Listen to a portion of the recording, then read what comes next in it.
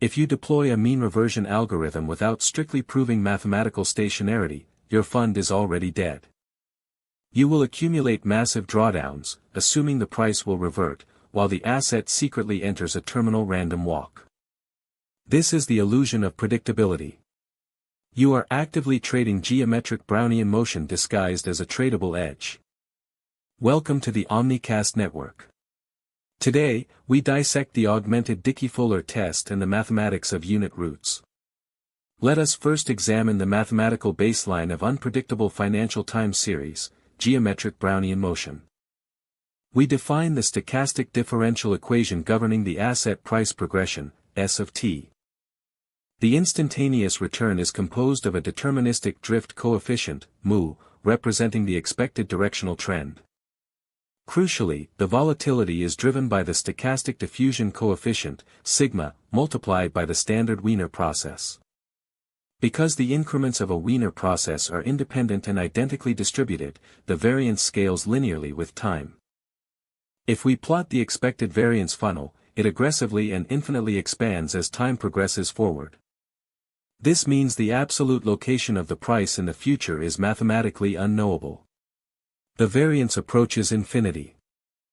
A stationary process, however, exhibits a constant mean and a strictly bounded variance that does not scale with time.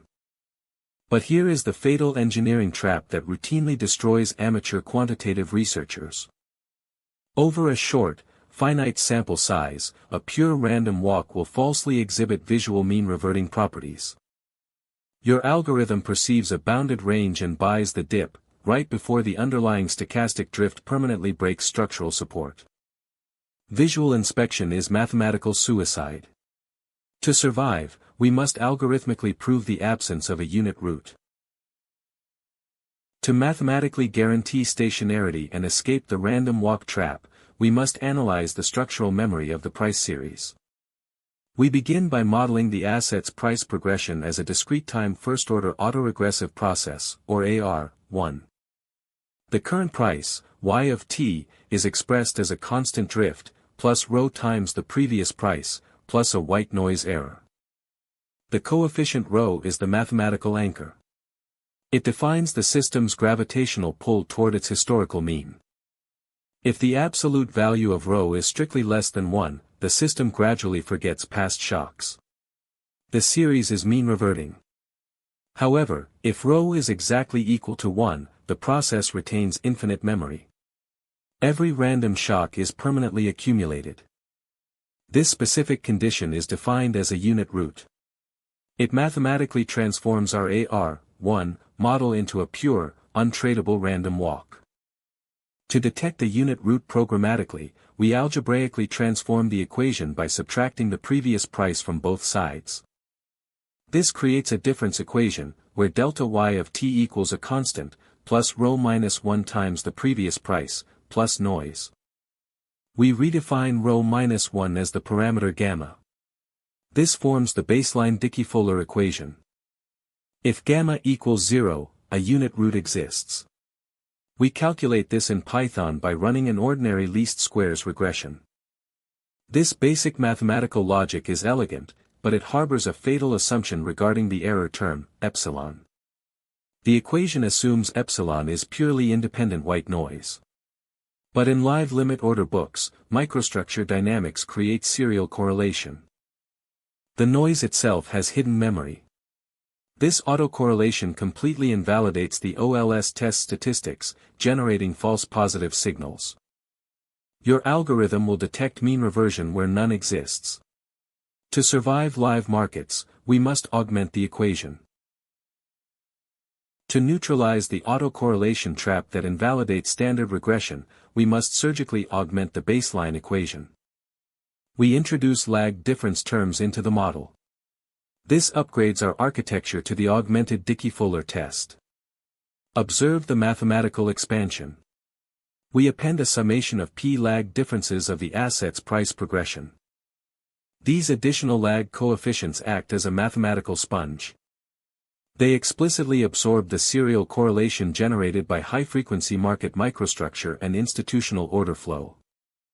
By actively modeling the historical noise, the remaining error term epsilon is completely purified. It is mathematically restored to a state of independent white noise, allowing the regression to function flawlessly. Let us engineer the Python implementation. We must dynamically calculate the optimal lag length using the Akaike Information Criterion.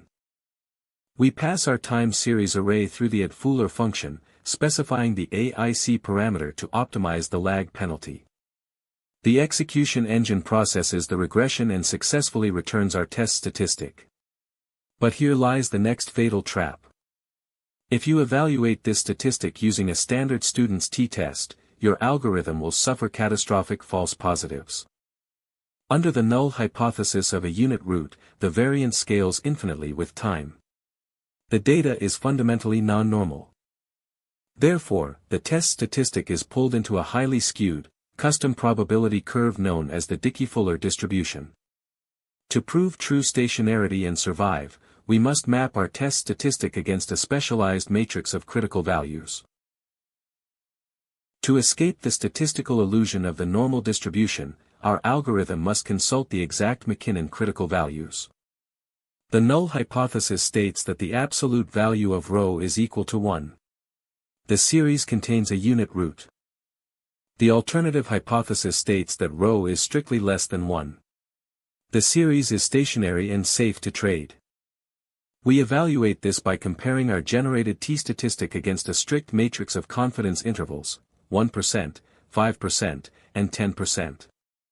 For institutional confidence, we target the 1% alpha level, requiring a test statistic more negative than -3.43. If our statistic is -2.5, it fails to breach the critical threshold. We cannot reject the null hypothesis. The algorithm must treat the asset as a lethal random walk and immediately kill the mean reversion strategy. However, relying solely on discrete critical boundaries is mathematically rigid. Elite quants utilize the continuous probability metric, the p-value. The p-value quantifies the exact probability of observing our test statistic assuming the null hypothesis of a random walk is entirely true. Let us architect the final decision matrix in Python. We extract both the test statistic and the p-value from the Dickey-Fuller array. We define a strict alpha threshold of 0.05. If the p-value is less than alpha, the execution engine clears the trade. This algorithmic structure guarantees that we only deploy capital when mathematical stationarity is strictly proven. The logic is theoretically bulletproof. But in live, high-frequency environments, it harbors a devastating flaw. The Augmented Dickey-Fuller test evaluates the entire historical array as a single, static monolith. It blindly assumes that the underlying mathematical parameters remain constant throughout the entire sample period. But what happens during a sudden macroeconomic shock, where the asset rapidly shifts from mean reverting to trending? The ADF test will average out the structural break, hallucinating stationarity across a fractured timeline, leading to catastrophic execution failure. To prevent the ADF test from hallucinating stationarity during a macroeconomic regime shift, static boundaries are lethal. We must upgrade our algorithmic architecture to the Zivot-Andrews test, which endogenously searches for structural breaks. Instead of assuming a monolithic timeline, the Zivot-Andrews mathematics allow the drift and trend to shift dynamically. We augment the core differential equation with two critical dummy variables that activate only after an unknown breakpoint, lambda. du isolates a sudden vertical shift in the intercept, while dt captures a violent change in the directional trend. But the algorithm does not know when the shock occurred. It must sequentially test every single data point in the timeline. At each iteration, it splits the array, runs a complete ordinary least squares regression, and extracts the test statistic. It systematically scans the historical look-back window until it locates the absolute minimum t-statistic, pinpointing the regime shift. However, because the algorithm aggressively data mines for the most extreme value, standard critical thresholds are destroyed. The statistical penalty for this endogenous search shifts the 1% critical value massively to the left, down to -5.34. Let us deploy this resilience in Python using the Arch unit root library, specifying a dual shift in both intercept and trend. The model flawlessly segments the CPI shock and proves stationarity. But in a live quantitative fund, this introduces a devastating physical limitation. To find the optimal structural break, Zivot-Andrews must execute a full regression for every single tick in the series. For a high-frequency array of 1 million data points, that is 1 million regressions. For just a single asset. Now, attempt to scale this mathematically intensive loop across a live exchange universe of 5,000 parallel equities. A standard sequential Python for loop will suffer catastrophic thread paralysis, crushing your CPU and introducing fatal latency. To survive at institutional scale, we must abandon sequential iteration and engineer hyper-optimized, vectorized automated arrays.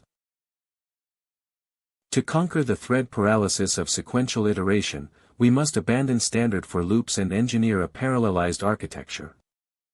We bypass the Python global interpreter lock by pushing the mathematical regression matrix down to precompiled C binaries. Instead of feeding the CPU one asset at a time, we construct a massive two-dimensional number py tensor containing all 5,000 equities. We deploy Python's process pool executor to shatter the tensor into discrete chunks, distributing them across all available CPU cores. Let us write the institutional-grade automation code. We import concurrent futures and define a multiprocessing wrapper. By mapping the two-dimensional array across the processor pool, the Zivot-Andrews regressions execute simultaneously. What previously took hours of sequential processing is now resolved in mere milliseconds. This vectorized engine allows your algorithm to scan the entire exchange, locking onto stationary regimes before retail feeds update. But even with infinite computational power, single-asset stationarity remains structurally fragile over extended temporal horizons. The ultimate evolution is not trading a single asset, but engineering a synthetic stationary portfolio using Johansson cointegration. Thank you for joining this masterclass. If you want to survive in the algorithmic trenches, subscribe to the Omnicast network, like this video, and stay rigorous.